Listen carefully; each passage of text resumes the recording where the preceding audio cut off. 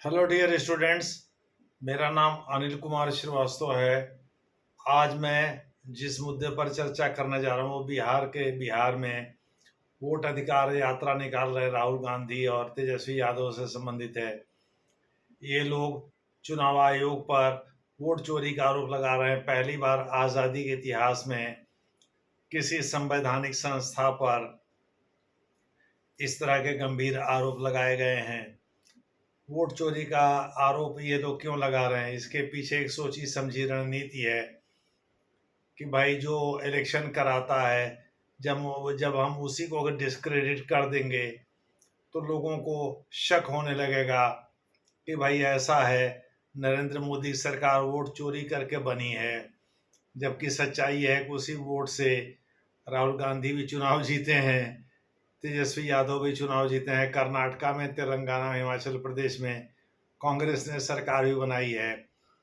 कहीं ऐसा तो नहीं है राहुल गांधी अपनी पराजय का ठीकरा इलेक्शन कमीशन पर फोड़कर अपने लोगों के बीच वाहवाही लूटना चाहते हैं और वो रीजनल पार्टी को ख़त्म कर कांग्रेस को पुनर्जीवित करना चाहते हैं। इसी की आड़ में इसीलिए वो मुसलमानों का वोट ले करके फिर हिंदुओं को जातियों में बांट करके और उससे लाभ ले करके और फिर सत्ता में वापसी करना चाहते हैं। उनकी रणनीति कुछ हद तक सफल भी है, क्योंकि सीमांचल के अधिकांश मुसलमान जो है इस बात से सहमत हैं। 85% मुसलमान, जो सर्वे में बात निकल करके आई है, इस बात से सहमत है कि राहुल गांधी जो कह रहे हैं वो सही है, निर्वाचन आयोग ने वोट चोरी किया होगा और तभी नरेंद्र मोदी सत्ता में हैं। दरअसल जिन 65 लोगों का नाम काटा गया है, जिसमें 22 लाख लोगों को मृत बताया गया है, राहुल गांधी और उनकी टीम जो है तरह तरह के पैंतरे कर रही है जिससे कि इसे सिद्ध किया जा सके कि जिन 65 लोगों के नाम छांटे गए हैं वो लोग जेन्युइन वोटर थे और उन लोगों के नाम जबरदस्ती निर्वाचन आयोग ने काट दिया है। खैर, निर्वाचन आयोग ने खुद माना है इसमें त्रुटि रह सकती है और उसने 1 महीने का समय भी दिया इन त्रुटियों को ठीक करने के लिए, लेकिन दुर्भाग्य से किसी भी निर्वाचित प्रतिनिधि ने अभी तक, या किसी पॉलिटिकल पार्टी से जुड़े हुए प्रतिनिधि ने अभी तक उन लोगों के नाम नहीं दिए हैं जिनको वो जेन्युइन वोटर्स मानते हैं। केवल सीपीआई माले ग्रुप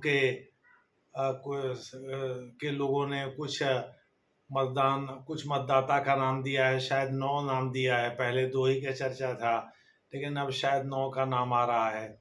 9 लोगों के नाम दिए हैं जिनके नाम मतदाता सूची में नहीं है, लेकिन और कोई पॉलिटिकल पार्टी या उसका कोई कार्यकर्ता आगे नहीं आया है ये नाम देने के लिए। तो राहुल गांधी केवल अपनी साख बचाना चाहते हैं, अपनी नाक बचाना चाहते हैं, ऐसा अनुमान लगाया जा रहा है। बिहार तो ऐसे भी क्रांतिवीरों की ज़मीन रही है। बिहार में अगर कुछ भी गलत होता, यानी वो लोग नरेंद्र मोदी और नीतीश कुमार को वोट नहीं किए होते, तब तक सड़कों पर आ गए होते। और यही राहुल गांधी चाहते हैं, इसीलिए बांग्लादेश और श्रीलंका का उदाहरण भारत पर थोपा जाता है।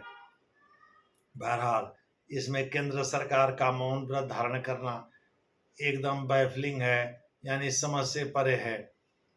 केंद्र सरकार को इसमें बढ़ चढ़ करके आगे आना चाहिए और राहुल गांधी को डिस्क्रेडिट करने के लिए हर रास्ते अख्तियार करना चाहिए। इनको जो पप्पू पप्पू बोलते हैं, ये पप्पू नहीं हैं, ये बहुत शातिर आदमी हैं और केंद्र सरकार को इस मामले में आगे आकर के इनके शातिराना अंदाज को डिस्क्रेडिट करना चाहिए। कहीं ऐसा तो नहीं चोर की दाढ़ी में तिनका, यानी केंद्र सरकार अगर खामोश रहेगी लंबे समय तक तो लोगों के मन में ये भ्रम होगा कि भाई अगर सच्चाई नहीं है तो केंद्र सरकार चुप क्यों है। तो कहीं ऐसा ना हो कि दांव उल्टा पड़ जाए।